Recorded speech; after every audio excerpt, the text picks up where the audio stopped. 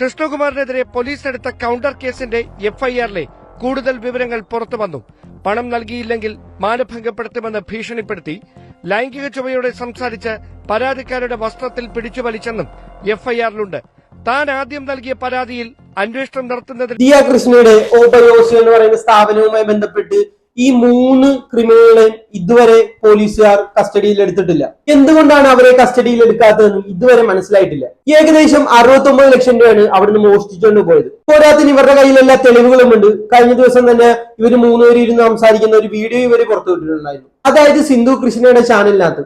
അതായത് ഇവര് 3 പേര് അക്സെപ്റ്റ് ചെയ്യുന്നുണ്ട്, അതായത് നമ്മൾ തെറ്റ് ചെയ്തിട്ടുണ്ടെന്ന് വളരെ വ്യക്തമായിട്ട് അവർ പറയുന്നുണ്ട്. എന്നിട്ട് എന്തുകൊണ്ടാണ് പോലീസുകാർ ഇവരുടെ പേരിൽ ആക്ഷൻ എടുക്കാത്തതെന്നാണ് എനിക്ക് മനസ്സിലാകാത്തത്. ഇനി ഇതും പോരാനിട്ട് ഇവർ 3 പേരും കൂടെ ചേർന്നിട്ട് കൃഷ്ണകുമാറിന്റെ പേരിൽ കംപ്ലൈന്റ് കൊടുത്തിട്ടുണ്ടായിരുന്നു. അതിനെന്തായാലും എഫ്ഐആർ വീണിട്ടുണ്ട്. ആ എഫ്ഐആറിൽ പറഞ്ഞ വിവരങ്ങൾ ഞാൻ ഇവിടെ നിങ്ങൾക്ക് കേൾപ്പിച്ചു തരാം. കൃഷ്ണകുമാറിനെതിരെ പോലീസ് എടുത്ത കൌണ്ടർ കേസിന്റെ എഫ്ഐആറിലെ കൂടുതൽ വിവരങ്ങൾ പുറത്തുവന്നു. പണം നൽകിയില്ലെങ്കിൽ മാനഭംഗപ്പെടുത്തുമെന്ന് ഭീഷണിപ്പെടുത്തി ലൈംഗിക ചുവയോടെ സംസാരിച്ച് പരാതിക്കാരുടെ വസ്ത്രത്തിൽ പിടിച്ചുവലിച്ചെന്നും എഫ്ഐആറിലുണ്ട്. താൻ ആദ്യം നൽകിയ പരാതിയിൽ അന്വേഷണം നടത്തുന്നതിനേക്കാൾ തിടുക്കത്തിലാണ് ആരോപണ വിധേയരുടെ കൌണ്ടർ കേസിൽ മ്യൂസിയം പോലീസ് അന്വേഷണം നടത്തുന്നതെന്നാണ് കൃഷ്ണകുമാറിന്റെ ആരോപണം. ഇവരെടുത്ത കൌണ്ടർ കേസിലെ കാര്യങ്ങളാണ് നിങ്ങൾ ഇവിടെ കേട്ടത്. കാശ് തിരിച്ചു കൊടുത്തില്ലെങ്കിൽ മാനഭംഗപ്പെടുത്തുമെന്ന്. ഏതൊരു പൊട്ടന്മാർക്കും ഇത് കണ്ടാൽ മനസ്സിലാക്കാവുന്നതല്ലേ ഉള്ളൂ. പിടിച്ചു നിൽക്കാൻ വേണ്ടിയിട്ട് കൊടുത്ത കള്ളക്കേസാണ് ഇതെന്ന് നിങ്ങളൊന്ന് ആലോചിച്ച് നോക്കിയേ. എത്രത്തോളം പേരും കള്ളികളാണ് ഇതെന്ന്. ഇത്തരത്തിലുള്ള വ്യാജ പരാതികൾ കൊടുക്കുമ്പോൾ ശരിക്കും ഒറിജിനൽ ആയിട്ടുള്ള പരാതികൾ കൊടുക്കുന്നവരെയും കൂടിയാണ് ഇതൊക്കെ ബാധിക്കുന്നത്.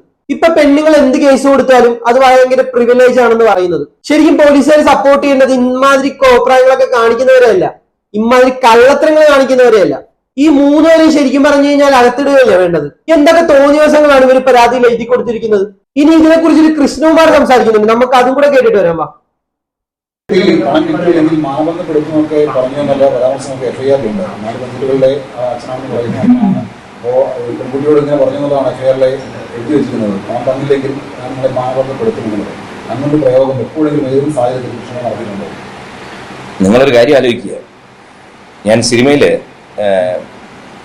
നല്ല വേഷവും മോശം വേഷവും പലതരം സീനുകൾ ചെയ്തിട്ടില്ല.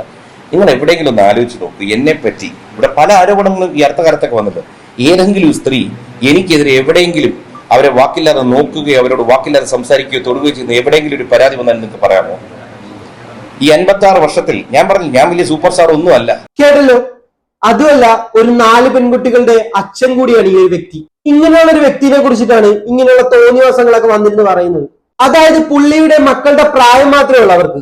എന്നിട്ടാണ് അവർ ഇമാതിരിയുള്ള പോക്കൃത്തരങ്ങളൊക്കെ എഴുതി കൊടുത്തിരിക്കുന്നത്. ശരിക്കും പറഞ്ഞു കഴിഞ്ഞാൽ ഇമാതിരി വ്യാജ പരാതികൾ ഒരിക്കലും പ്രോത്സാഹിപ്പിക്കരുത്. എത്രയും പെട്ടെന്ന് ഈ 3 പേരെയും കേസെടുത്ത് അകത്തുകൊണ്ടുവന്നിടുകയാണ് വേണ്ടത്. ഇവളുമാർക്കൊന്നും ജീവിതത്തിൽ ഒരു സ്ഥലത്തും ജോലി കൊടുക്കരുത്.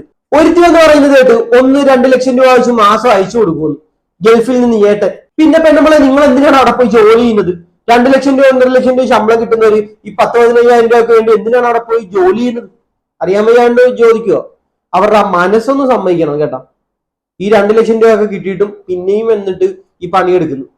കാശിനോട് ഇത്ര ആക്രാന്തമോ? ബാക്കി കൂടെ കേൾക്കാം. പല സെറ്റുകളിലും വെറുതെ ഇരിപ്പാ, പല ദിവസങ്ങളും ഷൂട്ടിംഗ് ഇല്ലാത്ത ആ ദിവസങ്ങളിൽ പോലും എനിക്കെതിരെ എന്തെങ്കിലും നിങ്ങൾ പറയും. അതുകൊണ്ട് ഈ ആരോപണങ്ങളും എഫ്ഐആറും ഒക്കെ ക്വാഷ് ചെയ്യാനും നമുക്ക് ഇവിടെ കോടതികളുണ്ട്. നമുക്കത് മുന്നോട്ട് പോകാൻ പറ്റും. തെളിവില്ലാത്ത കാര്യങ്ങൾ ഞാൻ പറഞ്ഞല്ലോ. ഇന്ന് തിരിച്ചറിവുള്ള സമൂഹത്തിൽ തിരിച്ചറിവുള്ളവർക്കെതിരെ എന്തും ആരോപിക്കാം.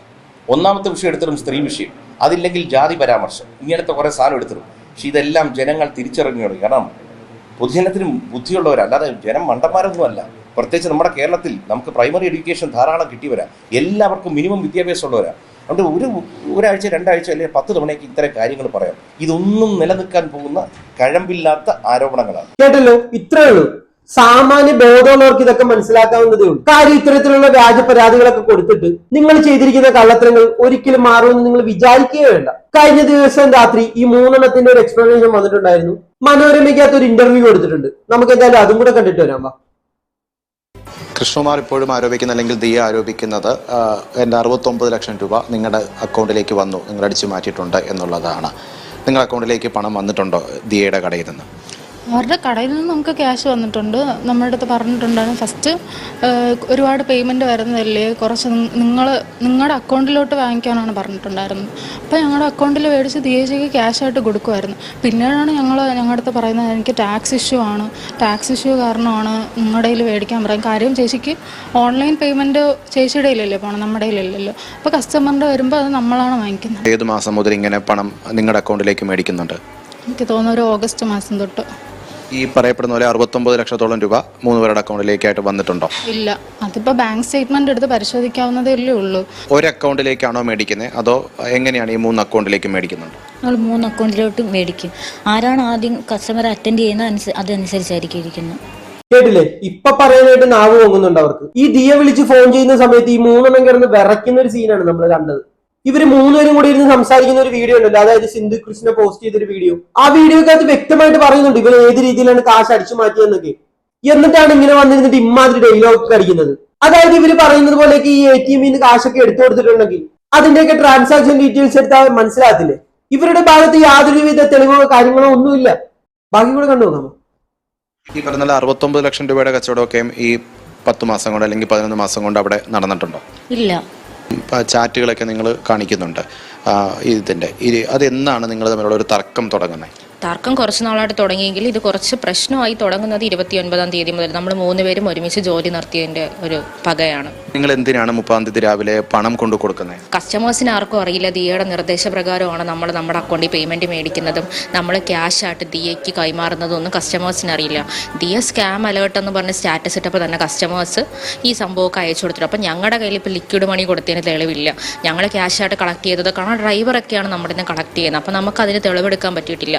അപ്പോൾ അത് വെച്ച് ആ സ്റ്റാറ്റസൊക്കെ വെച്ച് നിങ്ങളുടെ ഫോട്ടോസൊക്കെ നമ്മൾ യൂട്യൂബിലിടും, നിങ്ങളുടെ മുഖം കാണുന്ന രീതിയിൽ ഇതാക്കും, ഞാൻ നിങ്ങളെ നശിപ്പിക്കും എന്നൊക്കെ പറഞ്ഞ് കുറേ ഇഷ്യൂസ് ഉണ്ടാക്കിയപ്പോൾ ഞങ്ങൾ യൂഷ്വലി പേടിച്ച്. കാരണം ഇപ്പോൾ എന്ത് ചെയ്യണമെന്ന് ആ ഒരു രാത്രി ഞങ്ങൾക്ക് ആരുടെ ഹെൽപ്പ് ചെയ്യണം, രാത്രി നടക്കുന്ന സംഭവമാണിത്. അപ്പോൾ ആരുടെ എപ്പോൾ പോയി ചോദിക്കണം, അങ്ങനെ നമുക്ക് പെട്ടെന്ന് നമുക്ക് അങ്ങനെയൊന്നും തോന്നില്ല. സാധാരണക്കാർ നമ്മൾ പേടിച്ച് പോത്തേ ഉള്ളൂ. അപ്പോൾ ഞങ്ങൾ ആ ഒരു സമയത്ത് ഞങ്ങൾ കുറച്ച് പേടിച്ച്. അപ്പം ഞങ്ങൾ പേടിക്കുന്ന നടപ്പ് ദേഹിക്കും അത് കുറച്ചുകൂടി ഇതായി. കേട്ടില്ലേ? മുടങ്ങുന്നതല്ലേ കേട്ടിട്ട് അതിനകത്തൊരു സത്യമൊക്കെ ഉണ്ടെന്ന് തോന്നുന്നില്ല. ലിക്വിഡ് മനീഷാണ് കൊടുക്കുന്നത്, അതിന് പ്രത്യേകിച്ച് തെളിവ് കാര്യങ്ങളൊന്നുമില്ല. ടാക്സ് വെട്ടിക്കാൻ വേണ്ടിയിട്ടാണ് ഇവരുടെ അക്കൗണ്ടിലോട്ട് ക്യാഷ് വരുന്നത് എന്നൊക്കെയാണ് പറയുന്നത്. ഈ ടാക്സ് വെട്ടിക്കുന്നതിനെ കുറിച്ചിട്ട് വളരെ വ്യക്തമായിട്ട് കൃഷ്ണകുമാർ കുറച്ച് കാര്യങ്ങൾ പറയുന്നുണ്ട്. അതും കൂടെ ഞാൻ നിങ്ങൾക്ക് വേണ്ടി കേൾപ്പിക്കാം. അനുവാദം കൊടുത്തിട്ടില്ല. നമ്മൾ ഒരിക്കലും QR കോഡ് കമ്പനിയിൽ ഇരിക്കുമ്പോൾ എന്തിനും ഇവരുടെ QR കോഡിൽ വാങ്ങിക്കാൻ അനുവാദം കൊടുക്കണ്ടേ? പിന്നെ ഇവർ ഈ പറഞ്ഞ എന്തോ ഒരു ടാക്സ് ഇഷ്യൂവിനെ പറ്റിയൊക്കെ കഴിഞ്ഞ സംസാരിക്കുന്നവരായിരുന്നു. ഒറ്റ കാര്യം ഞാൻ പറയാം, നമ്മൾ കൃത്യമായി ടാക്സ് അടയ്ക്കുന്നവർ, അതിപ്പോൾ നമ്മൾ ഈ കേസ് നമ്മൾ ബോധിപ്പിക്കണമല്ലോ, നമ്മുടെ എല്ലാ റെക്കോർഡ്സ് ഇരിക്കും. ടാക്സ് അടയ്ക്കാൻ വേണ്ടി അല്ല എന്തെന്നോ തട്ടിപ്പടത്താൻ വേണ്ടി ഡെയിലി ഞങ്ങളുടെ QR കോഡ് വഴി പണം വാങ്ങിയിട്ട് അന്നന്ന് വൈകുന്നേരം ദിയയ്ക്ക് കൊണ്ട് ക്യാഷ് ആയിട്ട് കൊടുക്കുന്നുണ്ട്. അങ്ങനെ പൈസ ഇവർ വാങ്ങിച്ചിട്ടുണ്ടെങ്കിൽ ഇവരുടെ QR കോഡിലുണ്ട്, ഇവർ സമ്മതിച്ചിട്ട് പണം വാങ്ങിയതായിട്ട്.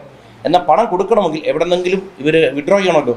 വിഡ്രോ ചെയ്താൽ ഇവരുടെ സ്റ്റേറ്റ്മെൻറ്റിൽ വരുമല്ലോ. അപ്പോൾ ഇവർ കൊടുക്കണേ ഡെയിലി അല്ലെങ്കിൽ ആഴ്ചയിൽ അല്ലെങ്കിൽ മാസത്തിൽ വിഡ്രോ ചെയ്തേ പറ്റും. വിഡ്രോ ചെയ്ത് കൊടുക്കണം.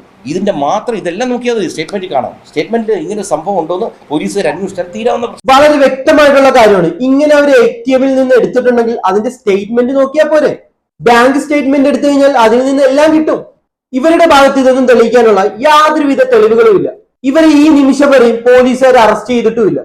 ഇവർ കൊടുത്ത വ്യാജ പരാതിയുടെ പുറകിലാണ് ഇപ്പൊ പോലീസുകാർ നിൽക്കുന്നത്. അതായത് കൃഷ്ണകുമാർ മോശമായി പെരുമാറി മാനഭംഗം പെടുത്തുവന്നു. ഒരു കൊച്ചുകുട്ടിക്ക് പോലും മനസ്സിലാക്കാവുന്നതേ ഉള്ളൂ ഇതൊക്കെ ഒരു വ്യാജ പരാതിയാണ്. പിടിച്ചു നിൽക്കാൻ പറ്റത്തില്ലെങ്കിൽ കുറ്റം അങ്ങോട്ട് സമ്മതിച്ചേക്കുക. അല്ലാണ്ട് വന്നിരുന്നിട്ട് എന്നെ കയറി പിടിക്കാൻ ശ്രമിച്ചു, ഭർത്താവ് ഗൾഫിൽ നിന്ന് 2 ലക്ഷം 3 ലക്ഷം രൂപ അയച്ചു തരുന്നുണ്ടായിരുന്നു, ഇങ്ങനെയൊക്കെ വന്നിരുന്നിട്ട് ഉടായ്പകളൊക്കെ പറഞ്ഞു കഴിഞ്ഞാൽ ഒരു മനുഷ്യരും വിശ്വസിക്കാൻ പോകുന്നില്ല.